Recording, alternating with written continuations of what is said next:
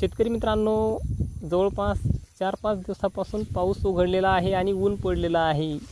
तरीसुद्धा या शेतामधून पाणी वाहत आहे आणि शेत पूर्णपणे चिबडून गेलेलं आहे.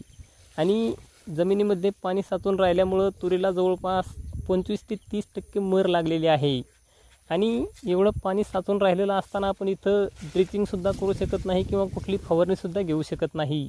कारण ड्रिचिंग केलेलं पाणी आपण जमिनीमध्ये ते पाणी जिरणार नाही, त्याच्यामुळं ड्रिचिंग करून आपल्याला फारसा फायदा होणार नाही.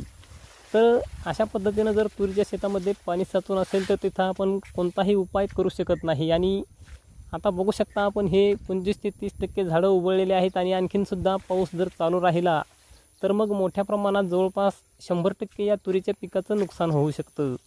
याला आतापर्यंत आपण दोनदा शेंडे खोडलेले आहे, खत वगैरे दिलेलं आहे. एकदम चांगला प्लॉट होता.